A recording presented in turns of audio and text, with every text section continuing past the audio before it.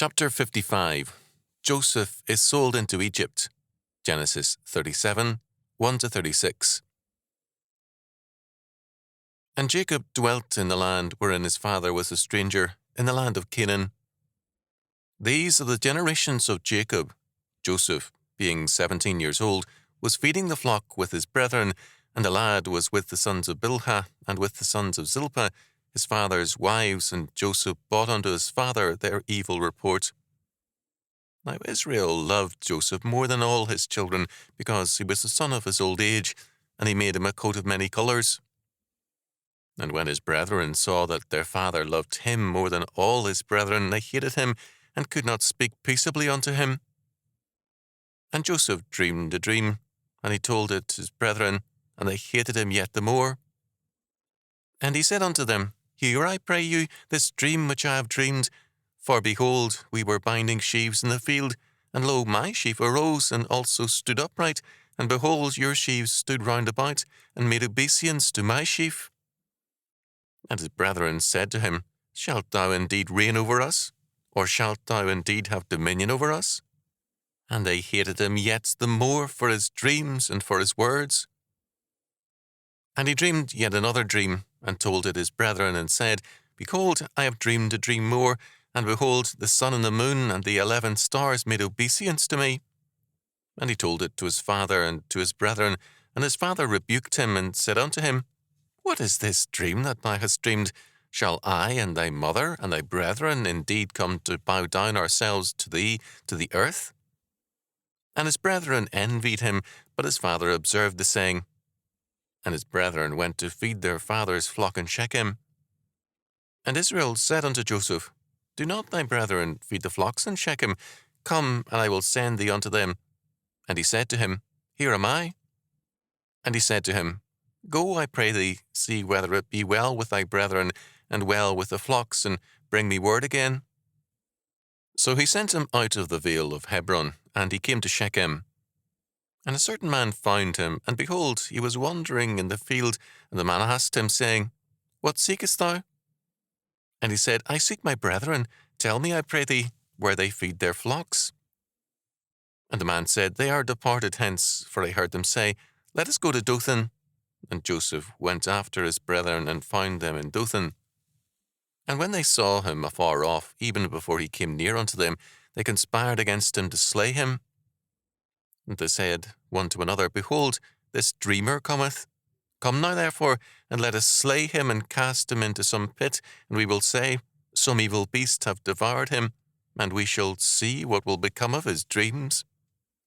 And Reuben heard it, and he delivered him out of their hands, and said, Let us not kill him. And Reuben said unto them, Shed no blood, but cast him into this pit that is in the wilderness, and lay no hand upon him, that he might rid him out of their hands, to deliver him to his father again. And it came to pass, when Joseph was come unto his brethren, that they stripped Joseph out of his coat of many colours that was on him. And they took him, and cast him into a pit, and the pit was empty, there was no water in it. And they sat down to eat bread, and they lifted up their eyes and looked, and behold, a company of Ishmaelites came from Gilead with their camels, bearing spicery and balm and myrrh, going to carry it down to Egypt. And Judah said unto his brethren, What profit is it if we slay our brother and conceal his blood? Come, and let us sell him to the Ishmaelites, and let not our hand be upon him, for he is our brother and our flesh. And his brethren were content. Then there passed by Midianites, merchantmen, and they drew and lifted up Joseph out of the pit, and sold Joseph to the Ishmaelites for 20 pieces of silver, and they brought Joseph into Egypt. And Reuben returned unto the pit, and behold, Joseph was not in the pit, and he rent his clothes. And he returned unto his brethren, and said, The child is not, and I, whither shall I go? And they took Joseph's coat, and killed a kid of the goats, and dipped the coat in the blood. And they sent the coat of many colours, and they brought it to their father, and said, This have we found. Know now whether it be thy son's coat or no. And he knew it, and said, It is my son's coat. An evil beast hath devoured him. Joseph is without doubt rent in pieces. And Jacob rent his clothes and put sackcloth upon his loins, and mourned for his son many days. And all his sons and all his daughters rose up to comfort him, and he refused to be comforted. And he said, For I will go down into the grave unto my son mourning. Thus his father wept for him. And the Midianites sold him into Egypt unto Potiphar, an officer of Pharaoh's and captain of the guard. Genesis 37, 1-36. The narrative now grows very grim. The sons of Jacob were not only in Canaan, but Canaan was in them. The providence of God will soon remove them from Canaan to a long stay in Egypt. Ultimately, however, it is not the people's virtue that comes through, but God's grace. All of their ground is taken from them. In verse 2, we are told that this is the family history of Jacob. This is an unusual family history in that it is no boast of family heritage, but an account of sin and grace. Joseph, 17 years old, worked in the pastures with his brothers. In verse 2, these are the sons of Zilpah, Gad, and Asher, and Bilhah's sons, Dan and Naphtali. These men were irresponsible in their duties, and Joseph reported this to his father. Joseph may have been in part assigned by his father to work with these brothers because Joseph had reason to mistrust him, and Joseph's reports confirmed this fact. We are told that Jacob loved Joseph more than his other sons because, quote, he was the son of his old age. Verse 3.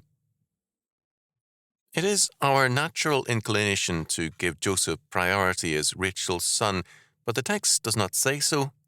Apparently, for this and other reasons, Jacob decided to make Joseph his primary heir. He made for Joseph what Steigers has called, quote, a regal robe, end quote. It was a status robe. Compare 2 Samuel 13, 18-19. And its meaning was not missed by the other 10 brothers. Jacob was a small prince, and it was appropriate for his heir to wear such a robe. This at once aroused the hostility of all 10 brothers. Joseph shared with his brothers 2 dreams that he had. In the first, all were binding sheaves of grain in the field, and his brothers' sheaves made obeisance to Joseph's sheaf. His brothers state the meaning.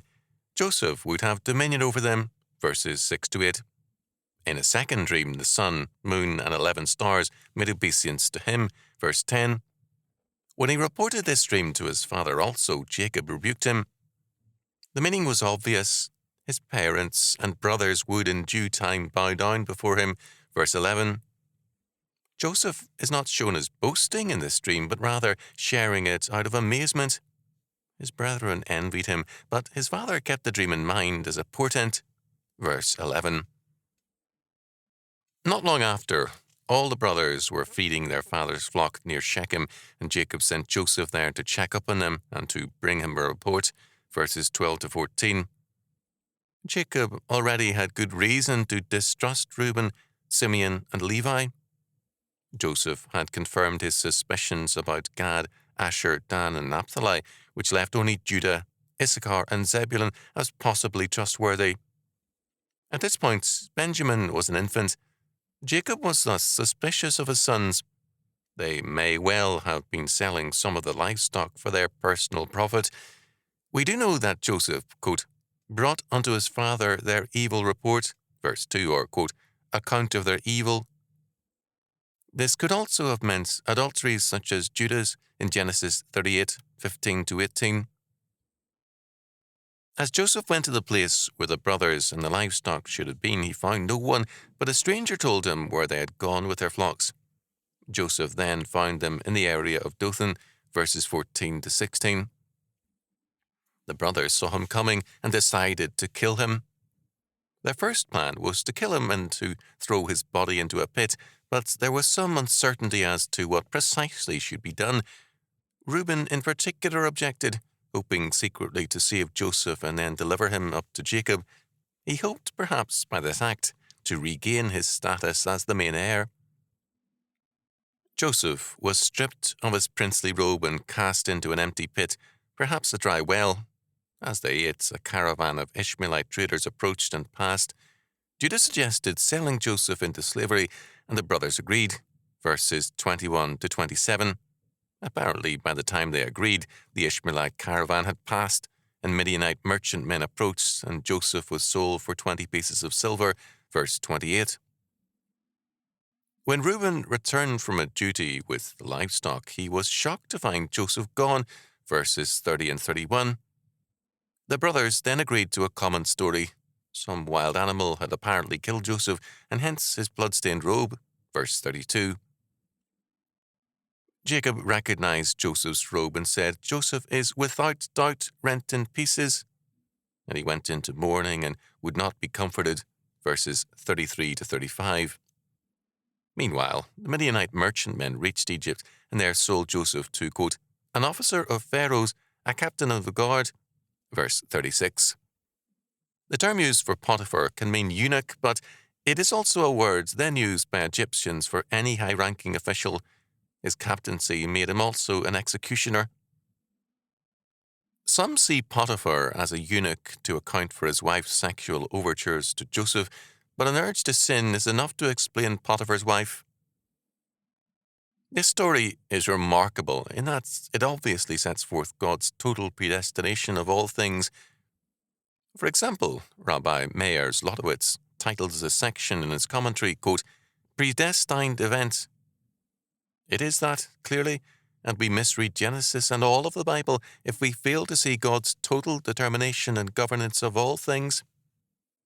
Joseph goes to Egypt to prepare a place for all Israel during the times of Canaan's radical degeneration. God had so ordained and effected it in total harmony with the lives of all involved and in terms of their character,